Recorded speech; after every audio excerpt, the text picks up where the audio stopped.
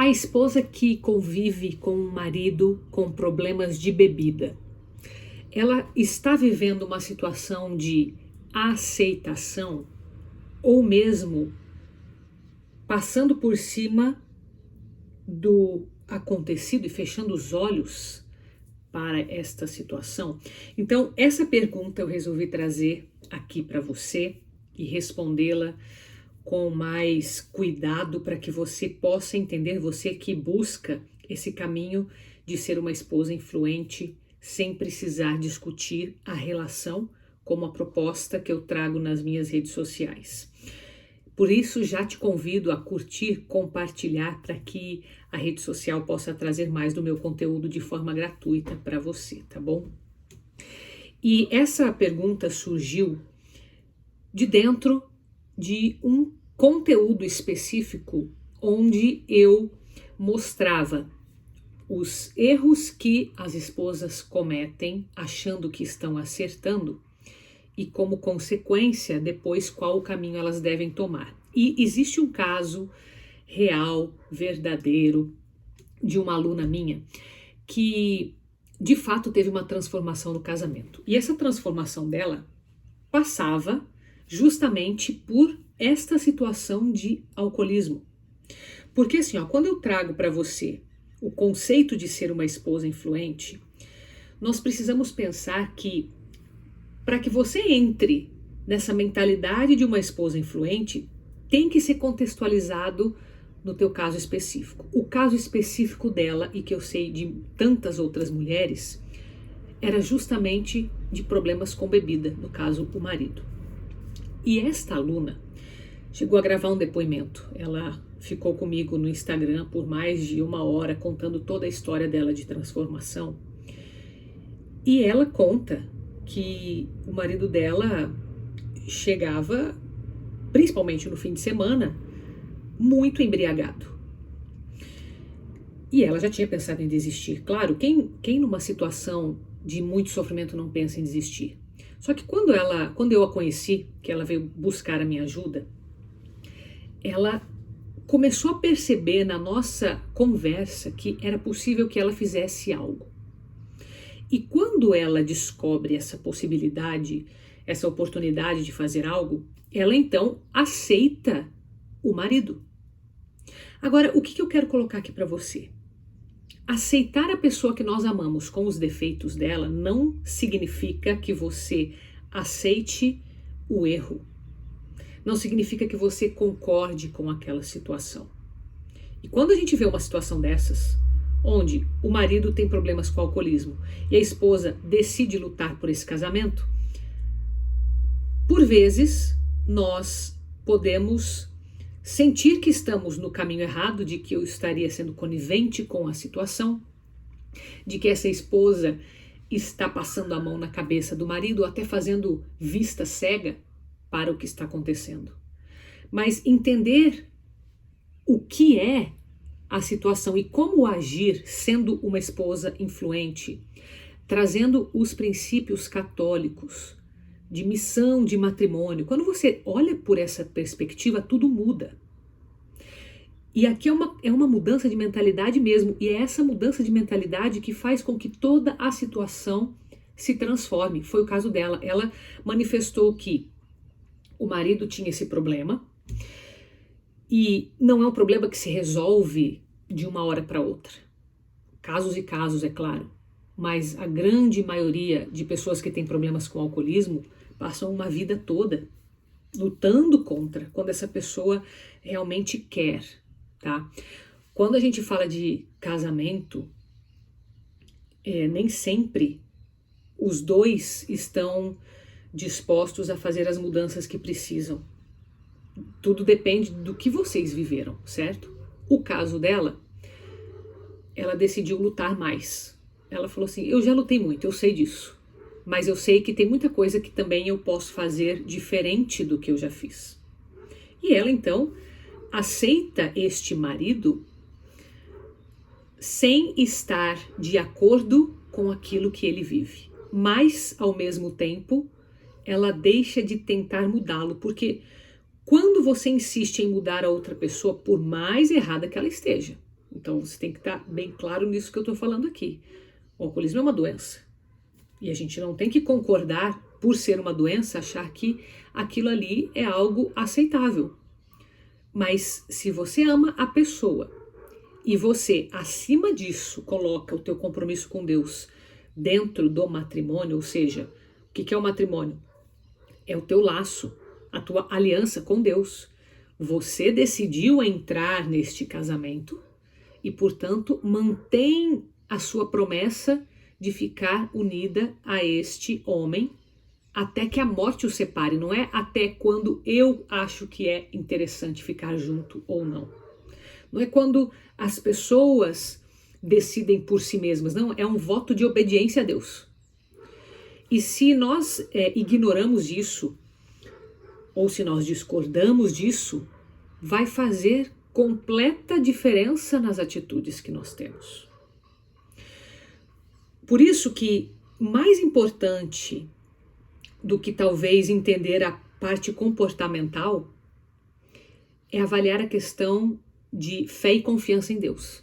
Porque se eu confiar que Deus tira até de coisas ruins algo bom, se eu for obediente a Ele na minha promessa, Ele certamente estará comigo e tirará algo bom daquilo ali. Se Ele já faz isso independente da nossa vontade, imagina sendo obedientes a Ele. É uma questão muito mais de fé e confiança em Deus. Você compreende isso?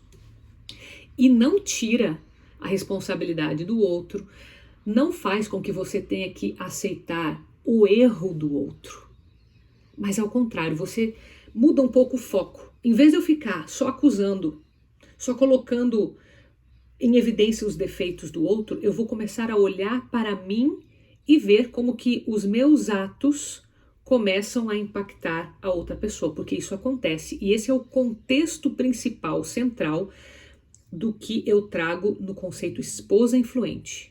A esposa que influencia positivamente o marido pelas ações que ela tem.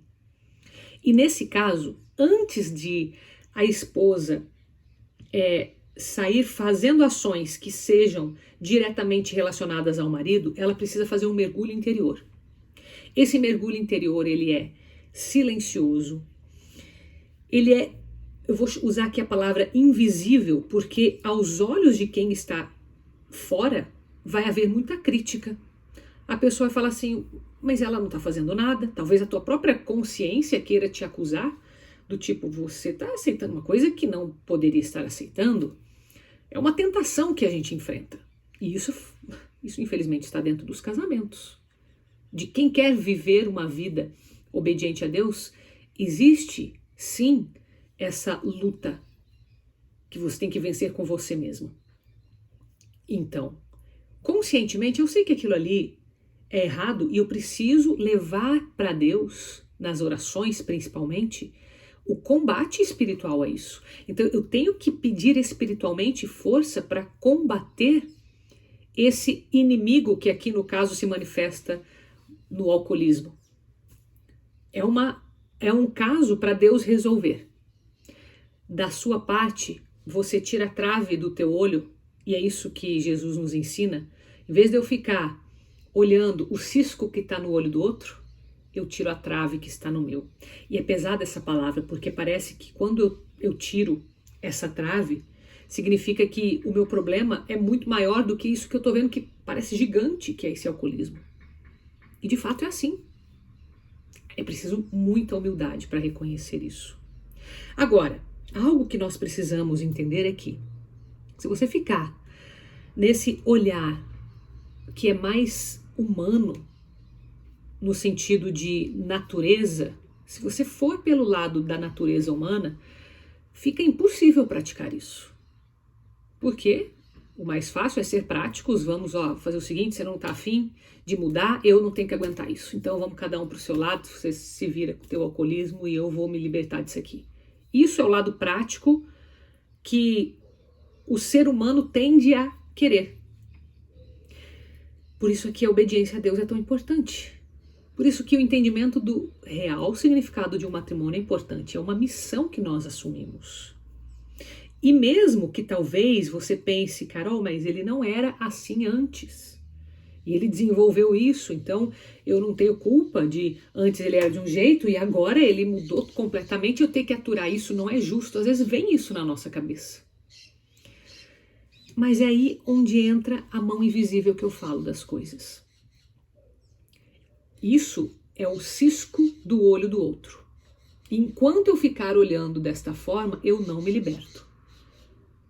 Claro que a pessoa tem os seus problemas e as suas responsabilidades e ela tem que lidar com isso.